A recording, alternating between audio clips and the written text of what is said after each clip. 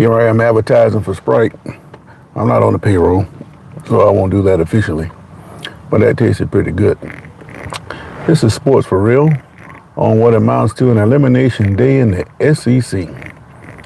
And a lot of people are looking forward to these afternoon contests starting at 3:30 when you have Georgia taking on Ole Miss.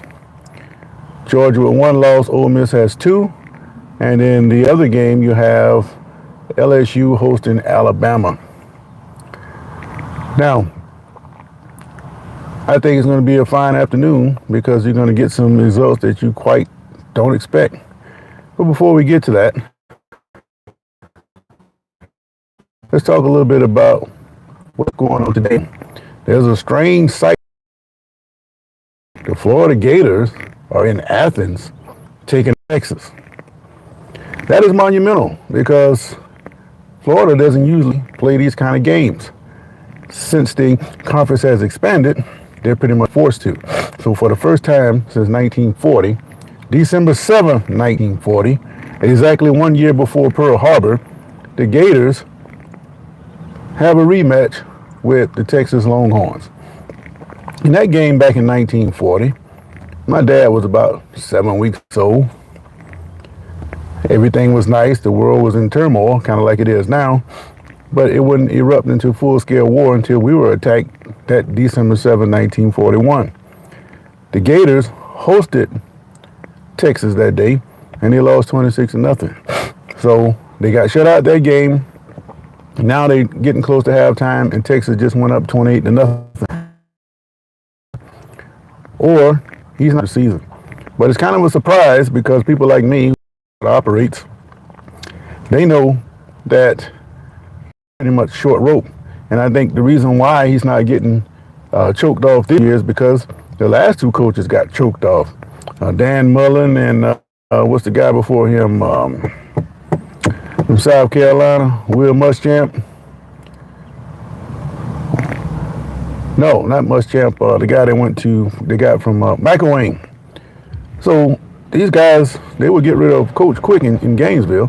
And because of that, they still paying for coaches that don't have anything to do with the program. And as a result, they can't continue to keep doing such things. And that's why I think they're going to keep Billy Napier. However, there is a coach that they probably won't keep. Right now, it's been reported by the Alligator, an independent paper.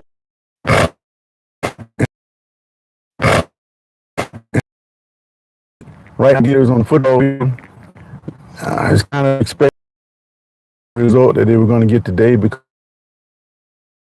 on defense, especially and with a smart guy like Sarkisian, you can just bet. And with a smart guy like Sarkisian, you can just bet that he was going to carve them up, and that's what he's doing. And Florida doesn't have the offensive firepower to match that. So the best thing they can do is try to get on out of Austin and try again another day. But you got to give the Gators credit.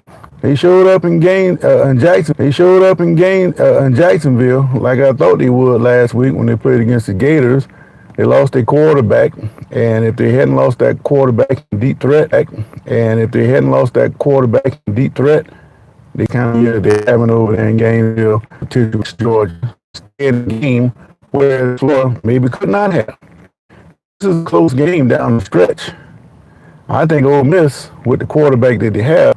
So if you make any kind of mistakes down the stretch, like Florida did, you're going to pay for it. So far in the two losses that they had, especially the last game where they lost against Texas A&M, they can't afford to make mistakes. And those are the reasons why Ole Miss have lost two conference games, because they made mistakes. And if they do it again today, they've pretty much already been eliminated from reaching the SEC championship game. But they won't beat Georgia that way. The best thing to hope for is knock Georgia down with them and maybe elevate Alabama or some other team down with them and maybe elevate Alabama or some other team. But Alabama's going to get their shot to stay alive tonight when they go into LSU. LSU only has one conference loss. If Alabama is to somehow get by them, they're still going to need some help for somebody to knock off Texas A&M and Georgia to jumble things up worse than what they are. But as it stands right now, Texas A&M and inside track to make it to the conference championship game. I think going to get by of the two. They'll be playing in qualification. They don't like Texas. Texas has given them many reasons over the years to dislike them. They left the Big 12 to get away from Texas. And lo and behold, comes behind them, Texas. Texas, all they had to do was just on network money. They didn't want to do it. They got pushing them around, so they just got tired of it. They wanted their own identity. That's why they left. But Texas, realizing maybe, well, we weren't the greatest sports in the world, so let's send a lifeline out to the Aggies. They tried to reignite the basketball series, not the basketball, but the football series for this year and the year before, so 22 and 23. But A&M refused because they didn't want to have anything to do with Texas. Now that they have to face Texas, and it's going to be on the line for a conference championship berth, you can best bet that if nobody shows up that weekend, Texas A&M will, and Texas is going to have their hands full. But one thing about this game with Florida, I'm seeing some of the same things that we saw against Georgia. They're having a problem on the offensive line trying to block some of those stout defensive linemen. That's going to come back to bite Texas in the end. They got to figure that out, and the season's already on. They don't have more time to wait. My prediction and keep the game close. They should be able to pull it out in the end against Georgia.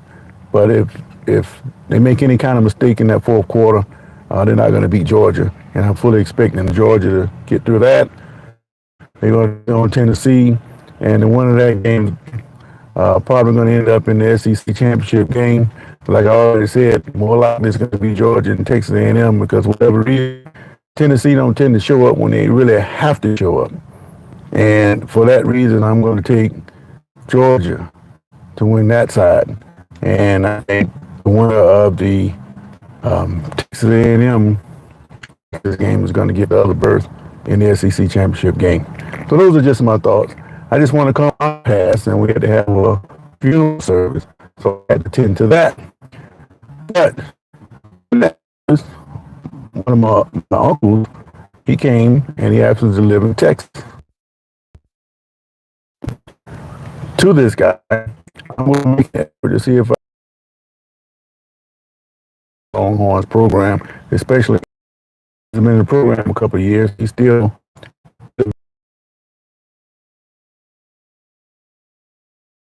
to the playoffs. So that's just my take on that. But I'm going to see if I can get in contact with him and see if he'll sit down for an interview. And if I get that taken care of, you'll be sure to know when that's going to take place.